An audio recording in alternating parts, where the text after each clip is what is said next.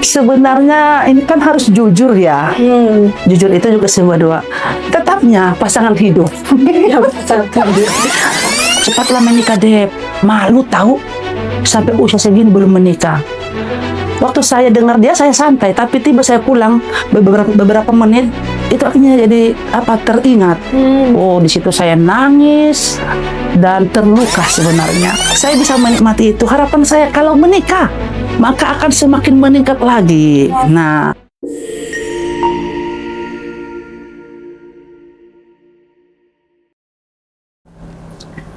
tenang, tanpa pasangan jomblo bukan kutukan. Ya. Shalom sahabat podcast curhat bersama New Life. Berjumpa lagi bersama kami di podcast curhat yang tentunya akan memberkati setiap kita dengan nilai-nilai yang akan dibagikan oleh narasumber kita pada malam hari ini. Dan sahabat podcast yang mau tanya, yang mau curhat, boleh hubungi kami di 0819 081 744 kali 1 atau langsung komen di kolom komentar di channel YouTube New Life Batam. Untuk tidak berlama-lama, malam hari ini saya tidak sendiri. Saya ditemani oleh seorang narasumber yang luar biasa yang akan membagikan nilai-nilai kehidupannya untuk kita semua. Langsung saja kita sapa narasumber kita pada malam hari ini. Shalom Kak. shalom juga sis Anneke. Ya. Gimana kabarnya nih? Puji Tuhan, kabar saya baik, tetap bersemangat dan semakin antusias di dalam hari-hari yang Tuhan siapkan. Wah, luar biasa, tetap antusias ya. Antusias. Nah, sebelumnya kita ke pertanyaan-pertanyaan ingin bertanya dengan Kak Deborah. Mungkin sahabat podcast ada yang bertanya, siapa ya narasumber kita pada malam hari ini? Ya. Boleh memperkenalkan dirinya mungkin. Halo semua sahabat yang diberkati Tuhan. Nama saya Deborah Silanisi Hombing. Saya tinggal di Batam dan aktivitas melakukan segala hal yang bisa memberkati banyak orang. Wah, aktivitasnya semua berkaitan dengan yang memberkati banyak orang. Ya. Iya. Boleh nggak tahu apa aja gitu? Salah satunya saya menolong anak-anak untuk mereka punya pendidikan yang dibutuhkan secara gratis, misalnya membaca, menghitung, menulis, begitu. Salah satunya. Oh, oke. Jadi kalau misalnya sahabat curhat yang menyaksikan saat ini mungkin tergerak nih ada di daerahnya anak-anak gitu. Oh iya. Ini Kak Deborah ya. Boleh diatur. Oh, iya luar biasa sekali. Iya ya. Nah, Kak Deborah kembali ke tema. Tema kita malam hari ini yang mungkin lebih mengena, lebih viralnya adalah jomblo-jomblo bahagia. Jomblo bahagia ya. Jojoba, iya. Tapi kalau misalnya istilahnya keren ya, jomblo bahagia. Tapi kalau misalnya di kalangan masyarakat sendiri biasa suka mereka mendefinisikan lebih ke negatif. Kok jomblo bahagia sih? Jomblo itu kan kesepian, kasihan ya. Kok masih jomblo? Nah, menurut Kak Deborah sendiri pengertian jomblo itu apa sih? Pengertian jomblo itu secara umumnya berarti single gitu ya, belum ada pasangan. Tetapi kalau untuk melihat dari sudut pandang orang, kalau si orang jomblo tadi apakah bahagia atau tidak begitu ya? Nah, itu tergantung bagaimana kita menyikapi kehidupan kita. Jadi bahagia itu bukan soal single atau jomblo, bukan soal punya pasangan atau tidak. Begitu menurut saya, Sis Anneke. Jadi orang mau ngomong apa aja itu terserah mereka gitu ya, yang menentukan kita bahagia atau enggaknya reaksi kita gitu ya. Iya, karena kita juga harus pahami ya dengan orang-orang sekeliling kita, khususnya kita ada di daerah kita di Indonesia, apalagi kami suku Batak ya. Jadi kalau mereka menanggapi sebagai seorang single, perempuan yang usia misalnya umur 30 ke atas belum menikah, dikonotasikan, digolongkan kok begini, atau mungkin langsung disimpulkan tidak bahagia. Di situ kita yang harus memaklumi mereka, dan itu sah-sah aja sebenarnya. Oh, iya. Iya. Kami pernah nggak sih Kak merasa tertekan kadang kalau misalnya mau pulang kampung atau kemana-mana ditanya kapan merit, kadang orang suka bertanya seperti itu. Ada nggak merasa nyebelin banget sih nih orang, kenapa nanya-nanya terus gitu? Ya kalau dibilang pernah ya pernah sih ya, pernah mengalami perasaan tertekan saat seperti didesak malah ya. Bukan dipertanyakan lagi, didesak. Bahkan saya pernah satu ketika dikatakan begini, kau pikir kamu cantik, secantik apapun kamu kalau belum menikah tetap tidak cantik. Mungkin itulah yang terkesan di dalam pengalaman saya, agak sedikit marah. Kalau mungkin hal-hal yang lain ya saya anggap itu sebagai doa mereka untuk saya pribadi gitu. Apa sih yang membuat Kak Deborah sendiri tetap damai menjalani hari-hari gitu, meskipun tanpa pasangan gitu? Rahasia yang dapat saya bagi ya, sebenarnya kalau saya fokus kepada keberadaan diri saya yang masih single dengan usia 40 sekian ya, pasti akan putus asa, mungkin kecewa juga, akan merasa bahwa hidup nggak berguna, kok hidup saya beda dengan hidupnya orang, bahkan mungkin kok Tuhan tidak berpihak kepada saya. Mungkin itu akan terjadi kalau saya fokus kepada keberadaan saya yang tadi membandingkan orang sudah menikah, ternyata saya belum sampai hari ini ya. Tetapi yang membuat saya jujur berbagi kepada teman-teman di sini. Saya jujur dari hati dalam mengatakan, saya menikmati hari-hari saya dengan bahagia. Bahagia, bersemangat, dan sukacita. Walaupun yang tadi masalah pasangan itu sebagai sebuah pergumulan, tapi jujur, saya bisa menikmati kehidupan saya yang berbahagia. Rahasianya adalah menjadikan Tuhan tempat curhat saat tertekan. Dan pastinya, maaf ya, saya juga lihat teman-teman saya satu sekolah di Facebook. Anaknya sudah ada yang tamat kuliah, yang sudah ada abdi. Padahal waktu SMP kita sama-sama di kelas ruang belajar yang sama. Karena memang kadang jujur aja, oh iya ya, anaknya sudah sampai angkatan udara, sudah bidan, udah menghadiri kuliah anak. Kok saya sampai sekarang jujur, jangankan suami, calon pun belum ada hari ini. Tetapi di dalam hal itu, saya bisa katakan saya bahagia, saya bersuka cita. Karena apa? Saat tertekan dan saat perasaan itu datang, hanya satu yang saya lakukan, mencurhatkan semua itu ke Tuhan paling pertama. Jadi saat saya bawa ke Tuhan, menceritakan semuanya, kita lega. Dan selanjutnya juga mencari komunitas yang mensupport kita, yang memahami kita, pasti akan tetap semangat, tidak menjadi beban yang berat masalah pasangan hidup kita itu. Gitu.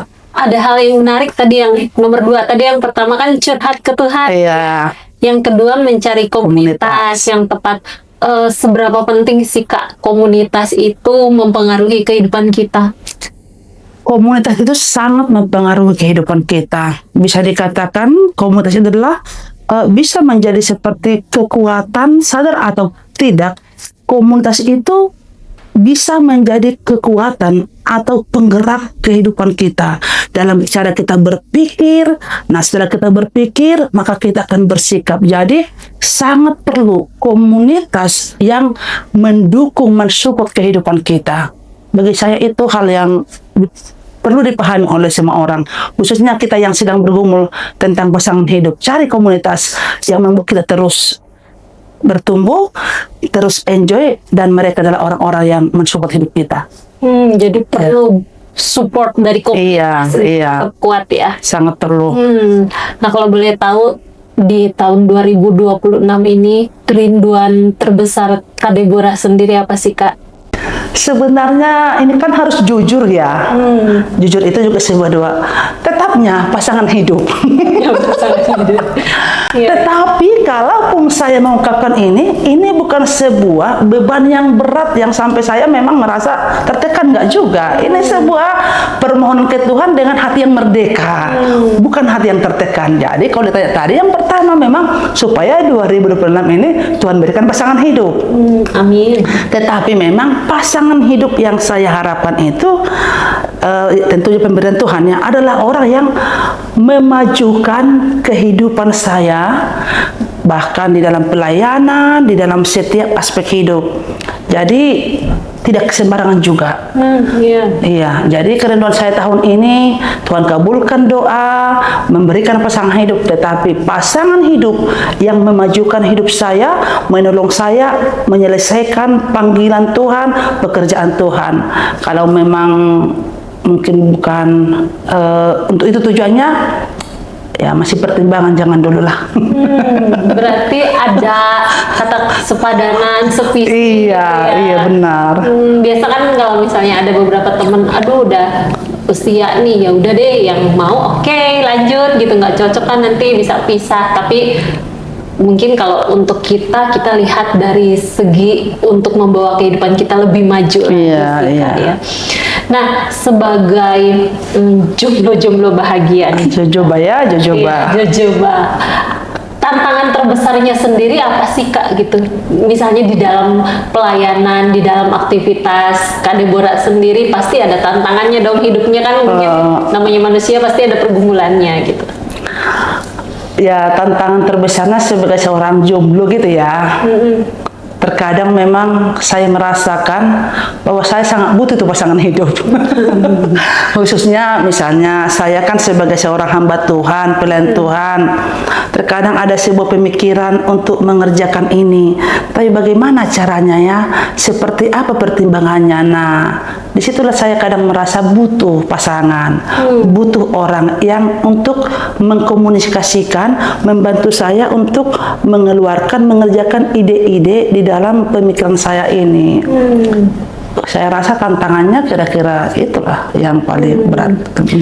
Nah, kalau misalnya sahabat curhat yang menyaksikan pada malam hari ini ya, mungkin dari live TikTok atau mungkin di YouTube nanti, kalau misalnya lagi galau, usia sudah cukup gitu kan, tapi belum memiliki pasangan hidup gitu ya. Tiap tahun berdoa tapi belum dapet, tiap tahun berdoa tapi belum dapat. Ada nggak pesan yang ingin Kak Deborah sampaikan buat sahabat curhat? Di dalam hal itu yang memang langkah yang harus kita ambil salah satunya adalah tetap memang doakan dan bawa ke Tuhan. Itu adalah hal yang prinsip, karena Tuhan itu adalah Tuhan yang memberikan dirinya untuk kita boleh menyampaikan permohonan, harapan, kerinduan, bahkan kekecewaan sekalipun. Tetap bawakan ke dalam Tuhan. Tetapi tentang bagaimana Tuhan menjawab dan kapan waktunya, tidak usah menjadi sesuatu hal yang menjadi fokusnya kita. Berdoa dengan penyerahan dan tetap lakukan aktivitas yang bermanfaat, yang berguna. Kalau kita mungkin punya cita-cita, punya keinginan, tetap lakukan hal itu. Artinya doa yang kita bawakan ke Tuhan tadi tentang pasangan hidup bukan lagi doa beban, tapi doa yang kita letakkan kepada Tuhan dan kita merdeka mengerjakan segala hal yang dimana kita punya tujuan, punya harapan, punya cita-cita untuk kemajuan kehidupan kita. Menurut saya seperti itu.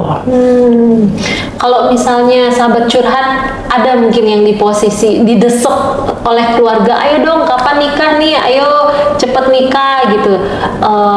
Apa sih Kak sebaiknya penjelasan yang dia berikan, atau mungkin Kak Deborah pernah berada di posisi didesak tadi ya sama keluarga, apa reaksi atau penjelasan yang Kak Deborah sampaikan kepada keluarga supaya misalnya nggak usah maksa-maksa atau nggak usah jodoh-jodohin deh atau apa gitu? Mungkin ya, berhubung saya kan orangnya nggak humoris ya, jadi saya akan kasih jawaban tergantung dengan siapa saya sedang berinteraksi.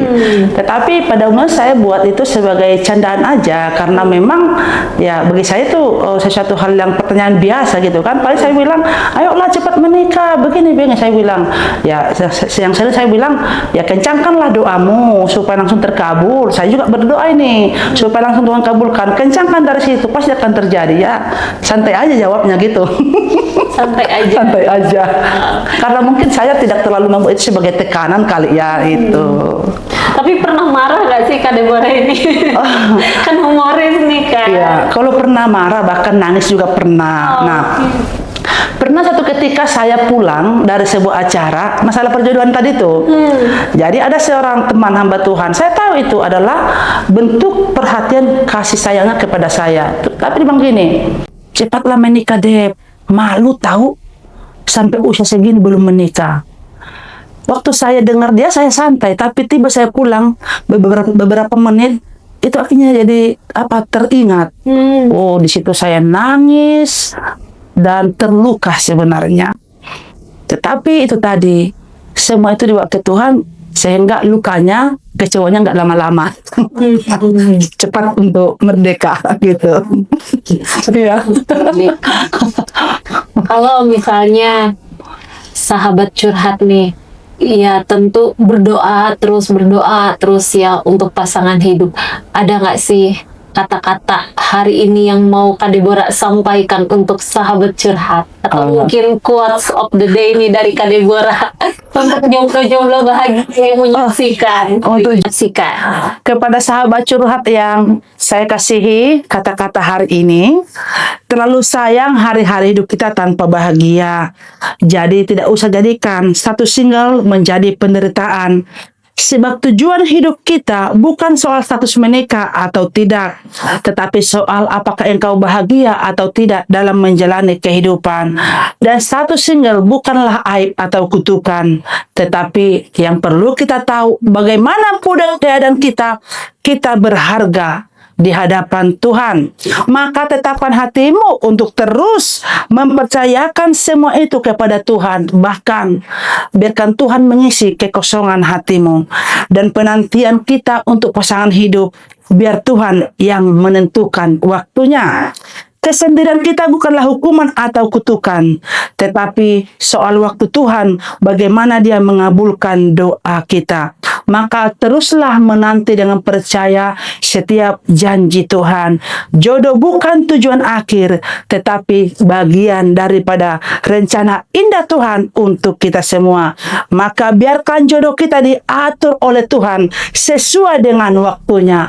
Maka tetaplah lakukan setiap apa yang terbaik di dalam hari-hari hidup kita. Maksimalkan potensi kita, raih cita-cita kita sambil menunggu sampai Tuhan menjawab dan mengabulkan doa-doa kita. Tuhan Yesus memberkati. Wow, dahsyat sekali. Luar biasa. Ya. Jadi jodoh itu bukan tujuan akhir kita. Iya. Luar biasa. Nah, boleh bertanya lagi nggak? Silakan, Cis Anak. Ya. Kak Deborah ini juga kan aktif di dalam dunia pelayanan. Iya. Kalau misalnya ada orang yang curhat atau konseling nih masalah rumah tangga gitu ya, terus datang ke Kak Deborah, apa yang Kak Deborah lakukan? Apakah Kak Deborah tetap menerima mereka untuk konseling atau mungkin mengarahkan, aduh konseling aja deh sama yang udah berumah tangga, atau apa yang Kak Deborah lakukan? Jawabannya itu berarti saya akan menjawab dari pengalaman ya, Cis Anak ya. Nah, dalam pengalaman saya, walaupun saya masih single, belum pernah menikah, ada beberapa pengalaman saya juga menolong atau memberi kekuatan kepada orang-orang yang sudah menikah, di mana mereka punya masalah dalam rumah tangga. Nah, ternyata tidak hanya berdasar dari pengalaman bagaimana kita bisa menolong orang, tapi bagaimana juga kita boleh berempati dulu, berempati dengan orang yang konseling, yang curhat kepada kita. Jadi saya menerima, bahkan pernah juga ada bapak rumah tangga di Menara Doa, dan dia kesaksian setelah beberapa waktu ke depan dari masukan, dukungan yang saya sampaikan, rumah tangganya dipulihkan.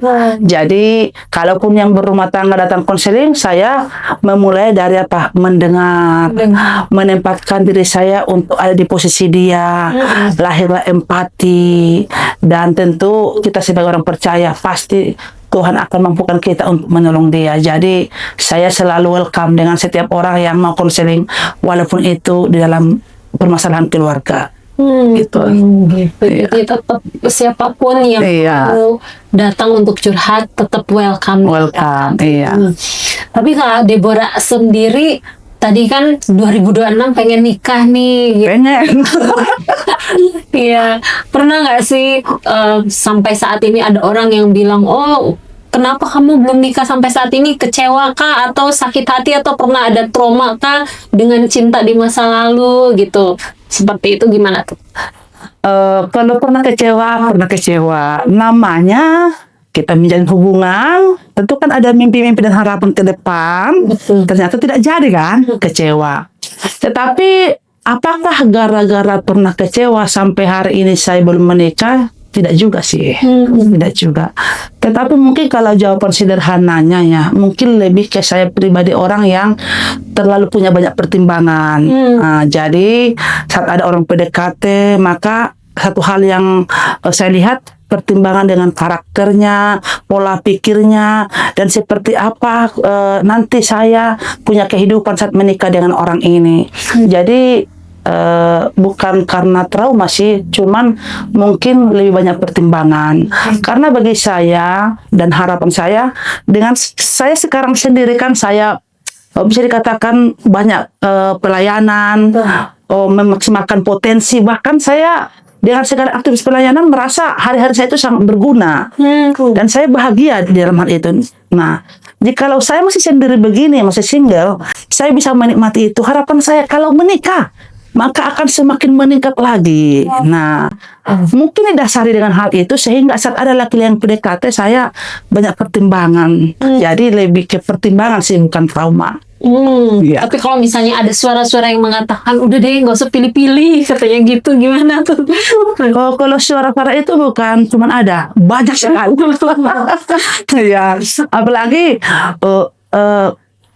pilih-pilih nanti jatuhnya juga siapa saja gitu kan, ada istilahnya itu kan. Tapi namanya pilih-pilih bagi saya itu sebuah hal yang wajar. Nah, apalagi mungkin saya tadi banyak pertimbangan. Sampai hari ini masih tetap memilih. Karena itu menyangkut pasangan hidup ke depan. Nah, saya juga punya pemikiran yang lebih luas untuk apa saya hidup dan apa goal tujuan hidup saya. Nah, jika saya sekarang sendiri masih single, saya merasa enjoy dengan setiap pelayanan ke pulau, melayani anak-anak. Jadi, apalagi kalau sudah dapat pasangan, saya harus jauh lebih maju dari yang sekarang. Tapi memang sampai hari ini belum menemukan laki-laki itu. Belum, iya. Gara-gara itu sih. Nah, menikah itu sekali seumur hidup. Seumur hidup, Jadi, iya. pastikan dengan yang tepat. Iya, sangat benar. Iya. Nah, kalau misalnya sahabat curhat yang menyaksikan malam hari ini lagi bergumul tiap malam atau tiap hari berdoa, tiap tahun berdoa, juga belum dapat pasangan hidup dan mereka juga ingin didoakan oleh Kak Deborah, boleh nggak Kak Deborah bantu doa supaya yang jomblo-jomblo ini selalu bahagia dan yang jomblo-jomblo ini cepat mendapatkan pasangan hidupnya? Ya, boleh-boleh aja sih. Nah, dan kita juga harus saling mendoakan ya. Iya. Silakan. Kita berdoa. Baik. Mari kita berdoa, teman-teman yang kami kasihi, sahabat curhat yang ada malam hari ini. Satu hal percayalah, Tuhan lebih memikirkan kehidupan kita daripada kita memikirkan hal itu. Dan Tuhan lebih rindu kita bahagia daripada kita rindu bagaimana kita bahagia. Sehingga tetaplah berdoa dan percayakan semua kepada Tuhan. Mari kita berdoa. Bapa di surga, kami bersyukur buat waktu dan hari-hari yang Tuhan berikan kepada kami.